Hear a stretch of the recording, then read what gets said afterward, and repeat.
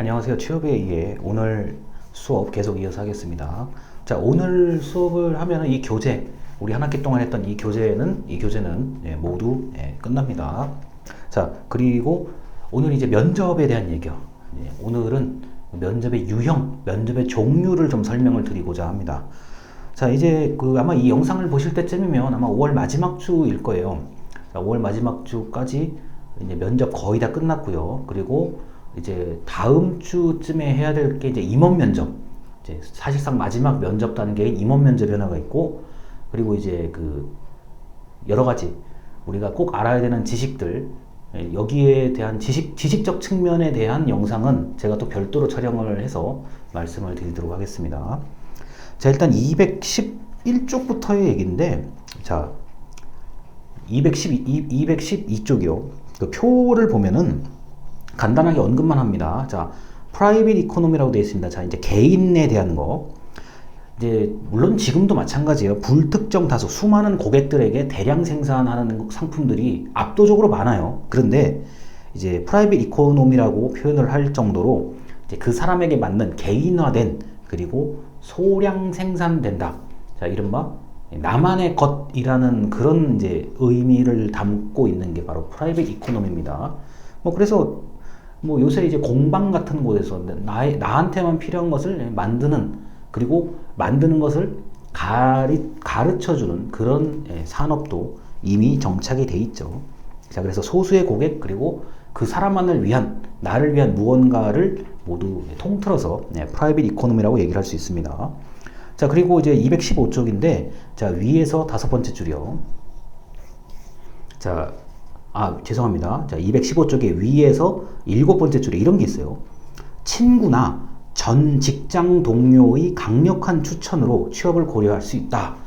자, 이게 바로 인맥 취업입니다. 자, 제가 얘기하는 이제 지인, 소개에 관련된 취업인데, 이거는 부정한 방법으로 취업되는 거 절대 아니고요. 이른바 흔히 낙하산, 그냥 이렇게 위에서 쭉 내려오는 낙하산 취업 아닙니다. 그런 거 얘기하는 거 아니에요. 이거는 아주 일반적인 채용 방법입니다. 특히 수시 채용일 때. 자, 이런 거예요. 여러분이 회사를 다녀요. 갑자기 딱 이 시간에 딱 회사를 다니게 됐어요, 여러분이. 근데 갑자기 그 조직에서 누군가가 이제 물어보죠. 야, 혹시 이거 일할 만한 사람 누구 알고 있니? 라고 여러분한테 물어볼 거예요. 그러면은, 내가 일에 대한 걸 딱 들었을 때, 누가 생각이 났어. 내 친구 또는 내 후배, 내 선배 누가 생각이 났어. 그러면은 연락을 해 줄 수가 있죠. 야, 너 이거 할 줄 아니? 할 줄 알아. 그러면 굉장히 취업이 빨리 되는 거예요. 그럼 친구가 들어오는 거죠. 이런 일들이 비일비재해요. 그리고 이 사람이 굉장히 많잖아요.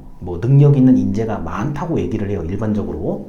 뉴스에 보면은 능력 있는 사람들이, 하는 사람들이 넘쳐납니다. 이렇게 얘기하죠. 막상 내가 바로 물어보고 내가 도움을 받을 수 있고, 내가 도움을 줄 수 있고, 내 조직에 바로 투입할 수 있는 인재요? 별로 없어요. 드물어요. 의외로 드물어요. 자, 100명이 넘고 200명이 넘는 조직이요? 공개적으로 얘기합니다. 혹시 이거 할 줄 아는 사람 있으면 빨리 소개를 좀 해달라고. 공개 채용하면 절차가 복잡해지니까 시간도 많이 걸리니까, 역시 우리 여기 우리 계신 분들 중에 이거 할 줄 아는 사람 있으면 저한테 연락 좀 달라고 하십시오. 많아요, 이런 일들이요. 그런데 200명, 300명 되는 그 큰 조직들조차도, 또는 1000명, 2000명 된 그 큰 조직들조차도 생각보다 거기에 맞는 인재를 찾기가 쉽지가 않아요.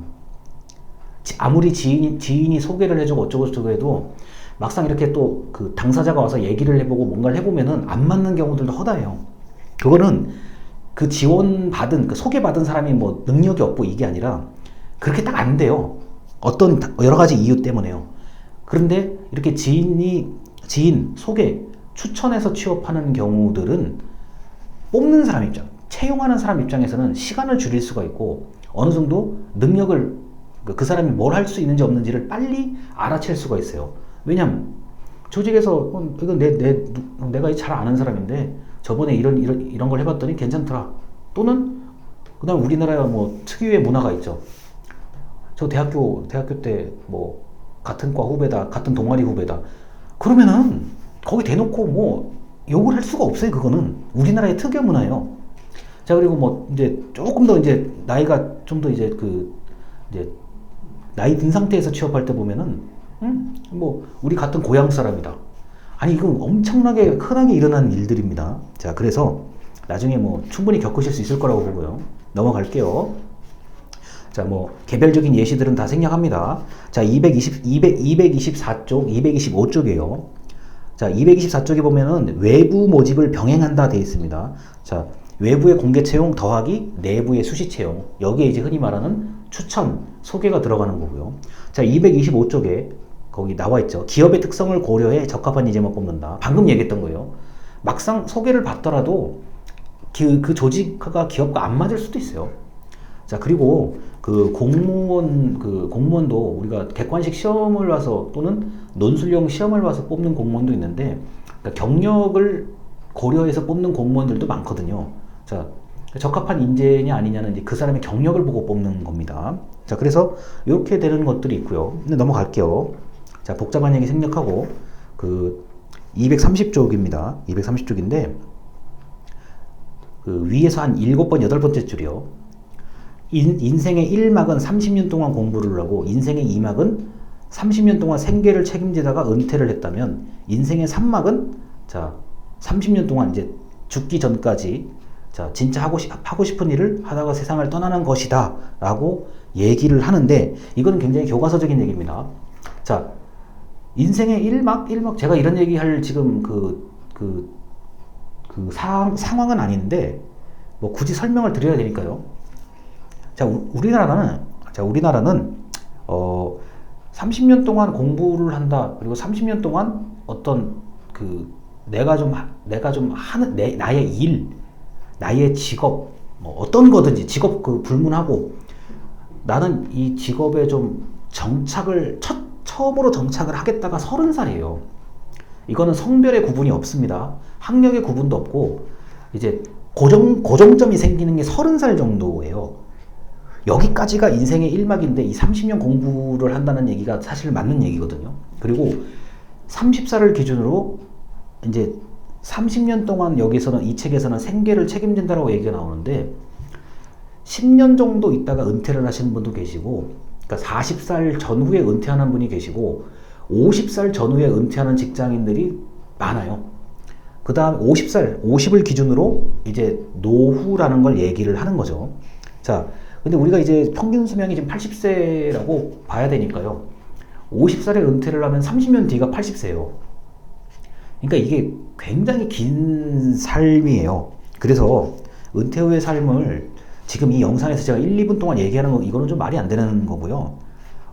그게 인생의 3막이 반드시 내가 하고 싶은 걸 하면서 살 수 있다? 그거는 아닐 수도 있습니다. 제가 보기엔 아니라고 봐요. 물론 누구나 내가 하고 싶은 것을 하면서 살기를 누구나 원해요. 제가 보기에는. 그런데 그게 쉽지가 않죠. 자, 그게 쉽지가 않아서 은퇴 후의 삶, 뭐 정책적으로는 뭐 정부에서 추진하는 것은 이제 50+라고 얘기를 많이 하고, 이제 전문직, 흔히 말해서 무슨 사자 달린 자격증을 취득하시는 부분은 이제 그걸 가지고 평생을 잘 가시는 게 맞는 거예요. 자, 뭐 의사라든가 변호사라든가 법무사라든가 세무사, 감정평가사 많잖아요. 자, 이런 사자 달린 직업 같은 경우는 이제 자격증을 취득하고 기본적인 연수를 받고 그 다음에 이제 실무를 처리할 수 있는 수준까지 나의 능력을 높이는 게 근 10년 걸립니다. 그러니까 예를 들어서 내가 30살에 뭐 회계사가 됐다.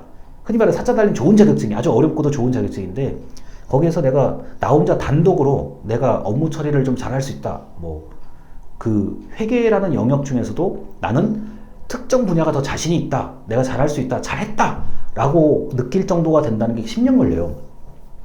그럼 전문직도 40부터 시작이거든요.